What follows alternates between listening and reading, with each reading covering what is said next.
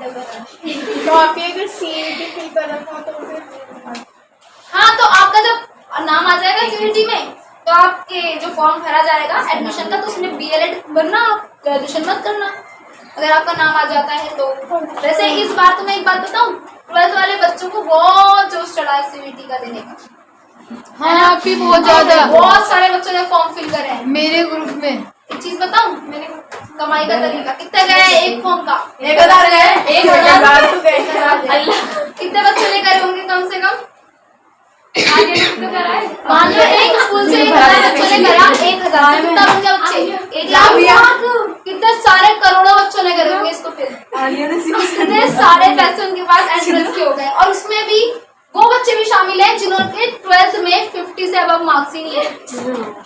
Definitely 90 वाले तो नहीं करे होंगे, 90 वालों ने भी शायद, क्योंकि अपना आपने सीईटी करना गलत नहीं है, पर गलत पापा ने जब आपका ऑप्शन ही कुछ और है और आप फालतू में एंट्रेंस देने फिर रहे हो, दे लो, मना नहीं कर रही हूँ, उससे एक्सपीरियंस हो जाएगा किस तरीके से क्वेश्चंस आते हैं, किस तरीके से क्या आते हैं, पर बेटा नंबर है डेफिनेटली ऐसा नहीं हो सकता। घर वालों प्रेशर में आपको पता है एंट्रेंस क्लियर करते करते कॉलेज वालों को भी 3 साल लग जाते हैं। किसी किसी का 1 साल में हो जाता है, वो ज्यादा नॉलेजेबल होता है, उसको पीछे की पढ़ाई होती है उसके पीछे, एक ही बारी में वो क्लियर कर देता है, जाएगा और उसका अगली बार रिजल्ट पास कर, उसके पास नॉलेज होती है, दैट्स वाई। ठीक है, वरना एंट्रेंस के लिए अभी तो आपने 12th, और हमारे तो 12th के बच्चे इतने अच्छे से पढ़ते हैं तो उन्हें पता ही नहीं होता कुछ भी, इतने अच्छे से पढ़ते हैं। तो बस सीईटी में तो बिल्कुल ही डीप, जैसे मैं आपको क्वेश्चन वो बनाकर दे रही थी ना, आपको आपने पढ़ा है पर पता ही नहीं चल रहा कैसे पढ़ा है, ऐसे आते, ऐसे लाइनों में से आते हैं क्वेश्चन। पार्टियां और है तो कौन सी खबर ही किसके द्वारा? ये भी नहीं, ये तो डायरेक्ट क्वेश्चन पूछते ही नहीं बेटा। मुस्कान मंत्री कितने हैं? ठीक है, आगे समझ दिमाग खराब कर दिया मंत्रियों ने। पैरट आने बीएलएड क्लियर है सबको, कोई करना चाहता है बीएलएड तो कर लेगा। अच्छा, बीएलएड आपका 2 टाइप का होता है, एक तो आप एंट्रेंस देके कर सकते हो, एक प्राइवेट कॉलेज से भी कर सकते हो। उसकी फीस अप्रोक्स आपकी पहुंचती है कम से कम 45,000 पर ईयर, कम से कम बता रही हूँ, वैसे ज्यादा होती है 50-60 मान के चलो पर ईयर, इतने 1000 आपके चल रहे हैं। अप्रोक्स आपके 4 साल का 2 लाख 3 लाख बैठ जाता है आराम से डिग्री लेने के लिए। अरे अगर आपको करना है प्राइवेट में, मुझसे कांटेक्ट कर सकते हो, मैं इसमें भी एडमिशन दिलाती हूँ। अब आता है आपका क्या, एलएलबी। आप करोगे ग्रेजुएशन के बाद एलएलबी, क्या करोगे आप? ग्रेजुएशन के बाद एलएलबी करोगे। ग्रेजुएशन वही 3 साल की होती है, और एलएलबी कितने साल की होती है? 5 या 2 साल।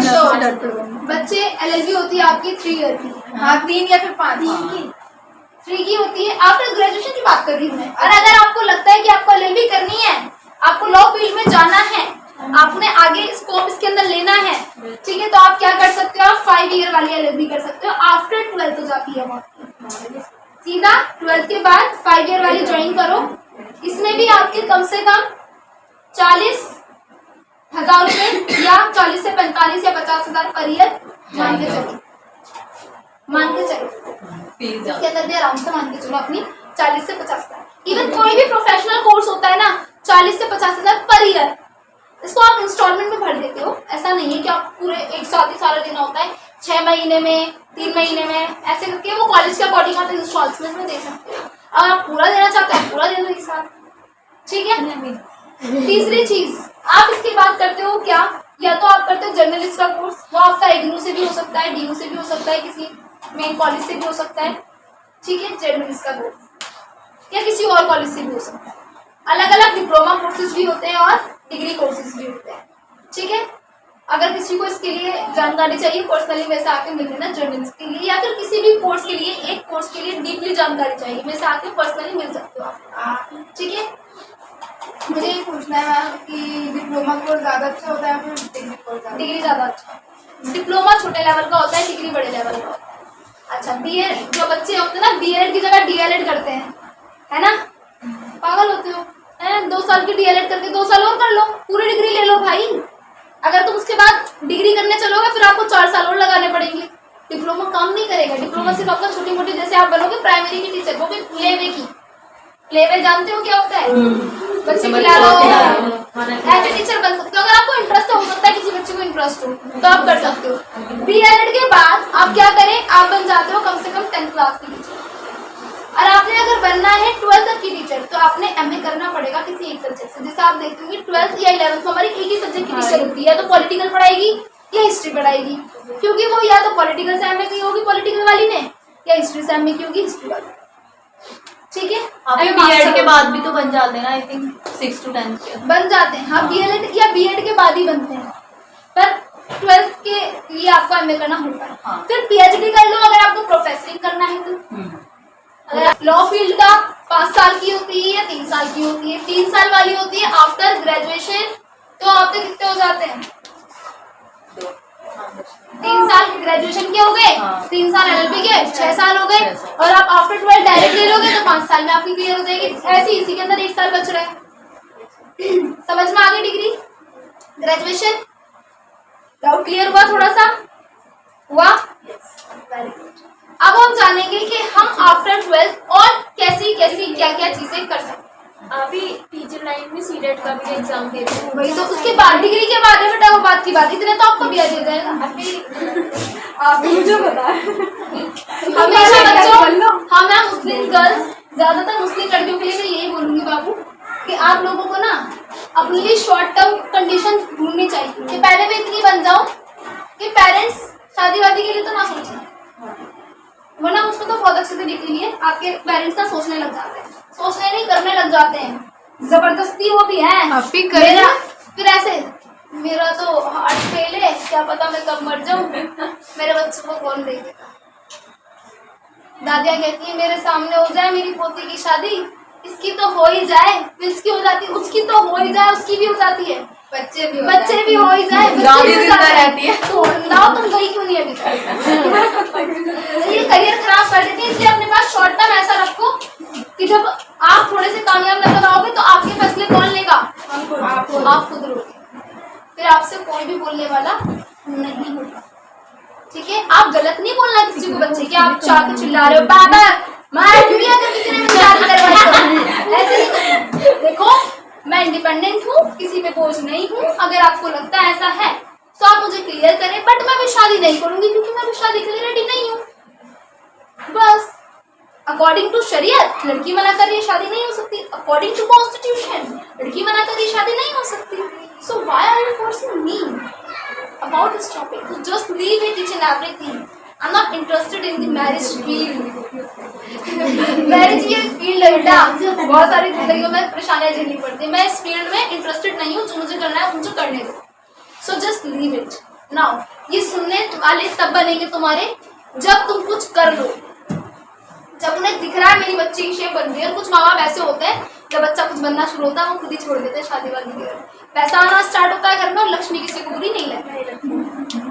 ठीक है, लक्ष्मी किसी को बुरी नहीं लगती। वो फिर रिश्तेदार को भी कहते हैं कर लेगी, अभी तो तुम्हें क्या लेना देना। बात है आफ्टर 12 क्या है? आफ्टर 12 ऐसा कौन सा शॉर्ट टर्म होता है? इसे क्या हो गया? हंस रही है देखो बच्चे, ये ज्यादा कुछ बच्चों पे अभी भूत सवार चढ़ेगा यूपीएससी का, आज रात तक उतर जाएगा। ठीक है, फिर चढ़ेगा उन पे यूपीएससी क्लियर उतर जाएगा, नहीं हो गया। अब भी ऐसी कोई गली दिख नहीं रही है मेरी तो है? ऐसी रोड में कोई गली नहीं दिख नहीं होता है बच्चों पे, अभी होगा। फिर कोई कहेगा नहीं मैं एसएससी क्लियर करूंगी, ऐसा आएंगे, नहीं होगा यार, ये बहुत सिलेबस है, सिलेबस बहुत टफ है, ऐसे होगा। तो पहली चीज जो मैं आफ्टर 12 आपको शॉर्ट टर्म करियर ऑप्शंस बता रही हूँ वो ध्यान से सुनिए। ठीक है, पहला ऑप्शन है कि आप कोई डिप्लोमा छोटा सा कर लें, आइए बताऊंगी कौन सा। ठीक है, दूसरा ऑप्शन है कि आप कोई सर्टिफिकेट कोर्स कर लें और उसके साथ जॉब कर लें अगर आपको फाइनेंशियली प्रॉब्लम है। ठीक है, या फिर आप अपनी स्किल्स पे ध्यान देकर उसी फील्ड में वर्क कर ले।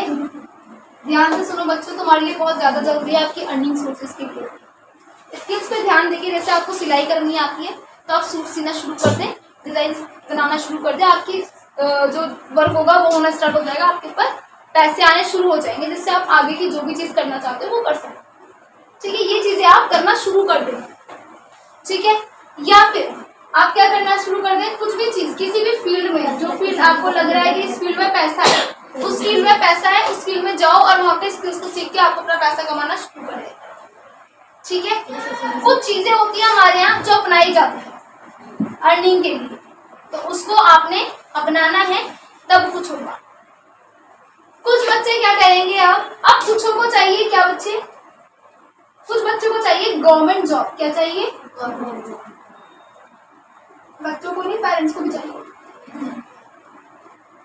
है ना, गवर्नमेंट जॉब। तो शॉर्ट टर्म कौन कौन सी होती है गवर्नमेंट जॉब, कौन कौन सी होती है? देखो, MTS का एक एग्जाम होता है, मल्टीटास्किंग एग्जाम। अभी मैं आपको SSC वाली बता रही हूँ। इसके अलावा और भी होती है, APO, EPOF, वो अलग अलग फील्ड की होती है। जो आपके लिए मैं वो बताऊंगी पहले, ठीक है। ज्यादा जानोगे दिमाग खराब होगा, खपच्ची होगा, फिर नजर आएंगे रास्ते, फिर भागोगे वहीं पर, है ना। भागना नहीं है, पर आपने सोचना है ध्यान से।